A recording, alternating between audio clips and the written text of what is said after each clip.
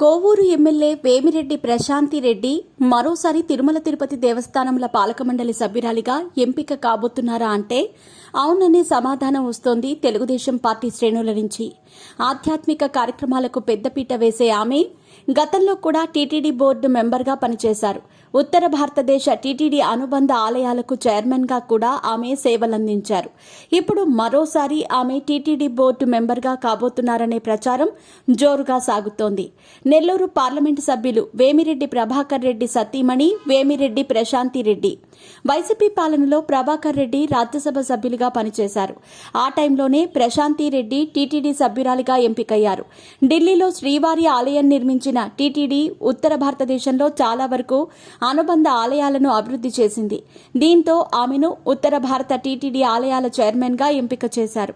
ఆ పదవిలో నూతన ఆలయ నిర్మాణానికి ఆమె ఎంతగానో కృషి చేశారు.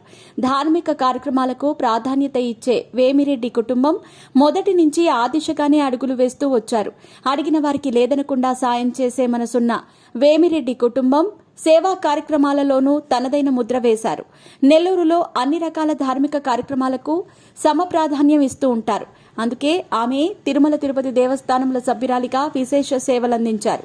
ఇప్పుడు మరోసారి ఆమె టీటీడీ సభ్యురాలిగా ఎంపిక కాబోతున్నారనే వార్తలు వస్తున్నాయి. దీనిపై ఆమె అనుచరులు టీడీపీ నాయకులు కూడా సంతోషం వ్యక్తపరుస్తున్నారు.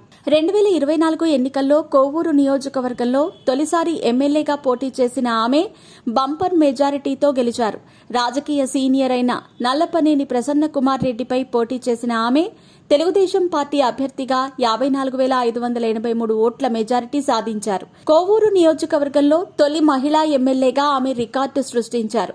ఎమ్మెల్యేగా గెలిచిన అనంతరం నియోజకవర్గంలో సొంత నిధులతో అభివృద్ధి కార్యక్రమాలను నిర్వహిస్తున్నారు. పార్టీలో ఉన్న గ్రూపు రాజకీయాలను నివారించి పారదర్శకతకు పెద్దపీట వేశారు. కార్యకర్తలు కానీ ప్రజలు కానీ నేరుగా ఆమెను సంప్రదించి సాయం కోరితే కాదనకుండా హెల్ప్ చేస్తున్నారు. తనదైన శైలిలో రాజకీయాల్లో నడుచుకుంటూ అందరి దృష్టిని ఆకర్షిస్తున్నారు.